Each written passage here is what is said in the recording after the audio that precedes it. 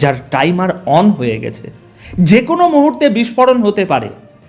গত কয়েক দশকে আমেরিকা এমন প্রস্তুতি নেয়নি যা তারা এই মুহূর্তে ইসরায়েলের মাটিতে নিচ্ছে। আর এবার সরাসরি টার্গেট ইরান।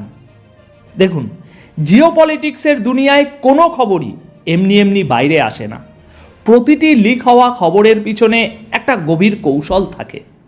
ইসরায়েলের বেন গুরিয়ান এয়ারপোর্টে এই মুহূর্তে যা ঘটছে তা কেবল কোনো সাধারণ সামরিক মহড়া নয়, এটি একটি আসন্ন মহাযুদ্ধের ব্লুপ্রিন্ট। আজকে আমরা একদম পয়েন্ট টু পয়েন্ট প্রমাণ সহ বিশ্লেষণ করব যে কেন এই সপ্তাহটি পুরো বিশ্বের জন্য এতটা ক্রুশিয়াল হতে যাচ্ছে। আজকের প্রথম খবর, ইসরায়েলের বেন গুরিয়ান এয়ারপোর্টে আমেরিকার স্মরণকালের সবচেয়ে বড় সেনা ও যুদ্ধ বিমানের সমাবেশ, যা 2003 সালের ইরাক যুদ্ধের পর আর কখনো দেখা যায়নি। দ্বিতীয় খবর, ডোনাল্ড ট্রাম্পের দেওয়া আলটিমেটাম এবং এর জবাবে আমেরিকান সেনাদের জাহান্নামে পাঠানোর বিষয়ে ইরানের সরাসরি এবং ভয়াবহ হুমকি। তৃতীয় এবং সবচেয়ে গুরুত্বপূর্ণ খবর, ভারত সরকারের একটি বিশেষ নোটিশ যা প্রমাণ করছে যুদ্ধ আর কেবল সম্ভাবনার পর্যায়ে নেই, যুদ্ধ নিশ্চিত। আজ 24শে ফেব্রুয়ারি মঙ্গলবার দুপুর 1টায় এই খবর পড়ছি। চলুন এক একটি করে জট খোলা যাক। দর্শক, দ্য টাইমস অফ ইসরায়েল আজ একটি খবর কনফার্ম করেছে যা ঘুম উড়িয়ে দিয়েছে আন্তর্জাতিক বিশ্লেষকদের। গত 24 ঘন্টায় ইসরায়েলের বেন গুরিয়ান এয়ারপোর্টে আমেরিকার অসংখ্য কার্গো প্লেন এবং ফুয়েল ট্যাঙ্কার ল্যান্ড করেছে। মিলিটারি এয়ার ট্র্যাকিং এজেন্সির রিপোর্ট বলছে ফেব্রুয়ারির মাঝামাঝি থেকে আজ পর্যন্ত 85টিরও বেশি ফুয়েল ট্যাঙ্কার এবং 170টিরও বেশি ভারী সামরিক কার্গো প্লেন সেখানে পৌঁছেছে। এখন আপনারা হয়তো ভাববেন, কার্গো প্লেন বা ফুয়েল ট্যাঙ্কার তো আসতেই পারে, এতে এত চিন্তার কি আছে? দর্শক, এটাই হলো আসল খেলা। ফুয়েল ট্যাঙ্কার মানে কি? ফুয়েল ট্যাঙ্কার হলো সেই বিশেষ বিমান যা আকাশে উড়ন্ত অবস্থায় ফাইটার জেটকে তেল সরবরাহ করে। দেখুন, ইসরায়েল থেকে ইরানের দূরত্ব অনেকটাই বেশি। আমেরিকার সবচেয়ে ভয়ঙ্কর স্টেলথ ফাইটার জেট যেমন F-35, F-22 র্যাপ্টার, F-15 যদি ইসরায়েল থেকে উড়ে গিয়ে ইরানের নিউক্লিয়ার সাইটগুলোতে হামলা করতে চায়, তবে তাদের মাঝপথে ফুয়েল লাগবেই। আকাশে এই ফুয়েল দেওয়ার জন্যই এই 85টি ট্যাঙ্কার সেখানে জড়ো করা হয়েছে। সিরিয়াসলি বলুন তো, কোনো দেশ কি এমনি এমনি এতগুলো ফুয়েল ট্যাঙ্কার আর 170টি কার্গো প্লেন অন্য দেশে পাঠিয়ে দেয়? না, এটা কোনো ট্রানজিট পয়েন্ট নয়। 2003 সালে সাদ্দাম হোসেনের ইরাক আক্রমণ করার আগে আমেরিকা ঠিক যে পরিমাণ সামরিক প্রস্তুতি নিয়েছিল, এটি ঠিক সেই স্কেলের একটা প্রস্তুতি। আমেরিকা অত্যন্ত সুকৌশলে তাদের ফরওয়ার্ড অপারেটিং বেস তৈরি করে ফেলেছে, আর তাদের বোমারু বিমানগুলোকে যে কোনো মুহূর্তে যে কোনো লং রেঞ্জ মিশনের জন্য প্রস্তুত রাখছে।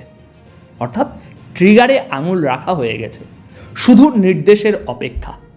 এবার দ্বিতীয় খবর, ট্রাম্পের আলটিমেটাম এবং ইরানের জাহান্নামে পাঠানোর কাউন্টার থ্রেট। দেখুন, ডোনাল্ড ট্রাম্প ক্ষমতায় আসার পর থেকেই তার একটি সিগনেচার স্টাইল আছে। তিনি সময় ক্ষেপণ পছন্দ করেন না। খবর অনুযায়ী ট্রাম্প প্রশাসন ইরানকে তাদের পারমাণবিক শর্তগুলো মেনে নেওয়ার জন্য মাত্র 10 থেকে 15 দিনের একটি ডেডলাইন দিয়েছে। সোজা কথায়, হয় শর্ত মানো, না হয় চরম পরিণতি ভোগ করো। কিন্তু ইরানও কি ছেড়ে কথা বলার পাত্র? একদমই নয়। ইরানের পার্লামেন্টের ন্যাশনাল সিকিউরিটি এবং ফরেন পলিসি কমিটির অন্যতম প্রধান ইব্রাহিম রেজাই গতকাল সন্ধ্যায় সোশ্যাল মিডিয়ায় এমন একটি বিবৃতি দিয়েছেন যা পুরো পশ্চিমা বিশ্বকে কাঁপিয়ে দিয়েছে। এই বৃহস্পতিবার জেনেভায় আমেরিকা এবং ইরানের মধ্যে একটি গুরুত্বপূর্ণ আলোচনা হওয়ার কথা রয়েছে। রেজাই সরাসরি বলেছেন, এই মিটিংয়ের রেজাল্টই ঠিক করে দেবে আমেরিকান সৈন্যরা তাদের দেশে, তাদের ঘরে নিজেদের পায়ে হেঁটে ফিরে যাবে, নাকি তাদের সোজা জাহান্নামে পাঠানো হবে। দর্শক, একটু খেয়াল করুন, ডিপ্লোম্যাটিক বা কূটনৈতিক ভাষায় সাধারণত এমন সরাসরি মৃত্যুর হুমকি দেওয়া হয় না। জাহান্নামে পাঠানো হবে এর মানে হলো ইরান মিডল ইস্টে থাকা আমেরিকার প্রতিটি সামরিক ঘাঁটিতে একযোগে হামলা চালানোর ব্লুপ্রিন্ট তৈরি করে রেখেছে। জেনেভার এই বৈঠকটি আসলে কোনো শান্তি আলোচনা নয়, এটা হলো যুদ্ধের আগে শেষবারের মতো একে অপরের চোখের দিকে তাকিয়ে মাপজোক করে নেওয়া। ট্রাম্পের জন্য এটা একটা বড় পরীক্ষা। তিনি যদি এক পা পেছান তবে তিনি বিশ্ব মঞ্চে আমেরিকার শক্তি যেটা আছে সেটাকে প্রশ্নের মুখে ফেলবে। আর যদি তিনি অ্যাটাক করেন তবে ইরান পুরো মধ্যপ্রাচ্যকে জ্বালিয়ে দেওয়ার হুমকি দিচ্ছে। দেখুন, আমেরিকা বারবার একটি কথা বলছে, লিমিটেড স্ট্রাইক বা সীমিত হামলা। অর্থাৎ হয়তো তারা পুরো ইরানে হামলা করবে না, কেবল তাদের নিউক্লিয়ার ফ্যাসিলিটি বা গুরুত্বপূর্ণ র্যাডার সিস্টেমগুলো উড়িয়ে দেবে। কিন্তু আজ ইরানের পররাষ্ট্র মন্ত্রণালয় আমেরিকাকে স্পষ্ট ভাষায় সতর্ক করে দিয়েছে। তারা বলেছে, হামলা ছোট হোক বা বড়, একটি মিসাইল পড়ুক বা 100টি, যে কোনো হামলাকেই ইরানের স্বাধীনতার উপর চরম আঘাত হিসাবে দেখা হবে এবং এর জবাব হবে ভয়াবহ। কিন্তু কেন ইরান এত অ্যাগ্রেসিভ আচরণ করছে? দর্শক, ইরানের ভিতরের পরিস্থিতি কিন্তু মোটেও ভালো নয়। তেহরান এবং মাসদাদের মতো বড় বড় শহরের বিশ্ববিদ্যালয়গুলোতে ছাত্ররা আবার রাস্তায় নেমে এসেছে। দীর্ঘদিন ধরে এই প্রতিবাদ আর বিক্ষোভের খবরগুলো ধামাচাপা দেওয়া হচ্ছিল, কিন্তু এখন আবার সরকারের বিরুদ্ধে স্লোগান উঠছে। ইরান জানে এই মুহূর্তে তারা যদি দুর্বলতা দেখায় তবে দেশের ভিতরেই এই তথাকথিত গণ অভ্যুত্থান তাদের ক্ষমতাচ্যুত করবে। তাই তারা ডু অর ডাই সিচুয়েশনে আছে। তারা মরিয়া হয়ে উঠেছে। আর একজন মরিয়া শত্রু সবসময় সবচেয়ে বেশি ভয়ঙ্কর হয়। এবার আসছি আজকের সবচেয়ে অ্যালার্মিং খবরে, ভারত সরকারের জারি করা জরুরি নোটিশ। দেখুন, এতক্ষণ আমরা যা আলোচনা করলাম তা হয়তো অনেকেই জিওপলিটিক্যাল ফ্লেক্সিং বা পেশি শক্তি প্রদর্শন বলতে পারেন, কিন্তু ভারত সরকারের একটি পদক্ষেপ প্রমাণ করে দিয়েছে যে পর্দার আড়ালে আসলে কি চলছে। ভারতের মিনিস্ট্রি অফ এক্সটার্নাল অ্যাফেয়ার্স ইরানে অবস্থানরত প্রায় 10,000 ভারতীয় নাগরিকের জন্য একটি অত্যন্ত জরুরি অ্যাডভাইজারি বা নোটিশ জারি করেছে গতকাল রাতে। তাদের পরিষ্কার ভাষায় বলে দেওয়া হয়েছে, মানে যারা ইরানে আছে তাদের বলে দেওয়া হয়েছে, যেভাবে পারো, যে বাহন পাও, যত দ্রুত সম্ভব ইরান ছাড়ো।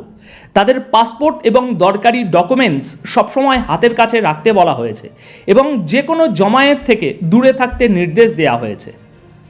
সিরিয়াসলি বলুন তো, ভারত এবং ইরানের কূটনৈতিক সম্পর্ক ঐতিহাসিকভাবে অত্যন্ত ভালো, আমরা জানি। চাবাহার পোর্টের মতো বিশাল প্রজেক্টে ভারত ইরানে বিনিয়োগ করেছে। ভারতের মতো একটি দেশ যারা সবসময় একটা ব্যালেন্সড ডিপ্লোম্যাসি বজায় রাখে, তারা হঠাৎ করে কেন তাদের নাগরিকদের রাতারাতি ইরান ছাড়তে বলবে? এর একটাই অর্থ হতে পারে, ভারত সরকারের কাছে, ভারতের ইন্টেলিজেন্স বা রয়ের কাছে একদম সলিড কংক্রিট ইনপুট আছে যে ইরানে আমেরিকা বা ইসরায়েলের হামলা কেবল আর কয়েক ঘন্টা বা কয়েক দিনের ব্যাপার মাত্র। সরকারগুলো কখনো নিশ্চিত বিপদ না দেখলে এমন আতঙ্ক বা প্যানিক তৈরি করার মতো নোটিশ জারি করে না। ভারতের এই সিদ্ধান্তই শিলমোহর দিচ্ছে আজ যে যুদ্ধ আর আলোচনার টেবিলে নেই, যুদ্ধ এখন রানওয়েতে চলে এসেছে। সুতরাং দর্শক, সব কিছু মিলিয়ে পরিস্থিতি অত্যন্ত পরিষ্কার। একদিকে ইসরায়েলের মাটি ব্যবহার করে আমেরিকার স্মরণকালের সবচেয়ে বড় সামরিক প্রস্তুতি ও বোমারু বিমানগুলো ফুয়েল নিয়ে রেডি, আপনাদের দেখালাম। অন্যদিকে ট্রাম্পের ডেডলাইন এবং তার উপর ইরানের অভ্যন্তরীণ যে গণবিক্ষোভ সেটা, এবং সবশেষে ভারতের নাগরিকদের দ্রুত ইরান ছাড়ার নির্দেশ। এই সবগুলো বিন্দুকে এক করলে যে ছবিটা তৈরি হয় তা কোনো সাধারণ জিওপলিটিক্যাল টেনশন নয়। এটা তৃতীয় বিশ্বযুদ্ধের একটা নতুন ফ্রন্ট লাইনের ছবি। আমেরিকা এবং ইসরায়েল যদি সত্যি সত্যি ইরানের নিউক্লিয়ার সাইটগুলোতে আঘাত আনে তবে তার প্রভাব কেবল মধ্যপ্রাচ্যেই সীমাবদ্ধ থাকবে না, বৈশ্বিক অর্থনীতিতে এর ভয়াবহ প্রভাব পড়বে। এখন আমি আপনাদের কাছে জানতে চাই, পুরো লজিক, তথ্য এবং সমীকরণ সবই তো আমি আপনাদের সামনে তুলে ধরলাম। এখন আপনার কি মনে হয়, ডোনাল্ড ট্রাম্প কি সত্যি সত্যি ইরানের উপর এই চূড়ান্ত হামলাটি করবেন, নাকি শেষ মুহূর্তে জেনেভার বৈঠকে ইরান মাথা নত করে চুক্তিতে আসতে বাধ্য হবে? আপনাদের মতামত আমাকে কমেন্ট বক্সে জানান। আপাতত তাহলে এ পর্যন্তই। তথ্যবহুল এই আলোচনাটি যদি আপনার পছন্দ হয়ে থাকে তবে ভিডিওটিতে একটি লাইক দেবেন। দেখা হচ্ছে পরের ভিডিওতে নতুন কোনো গভীর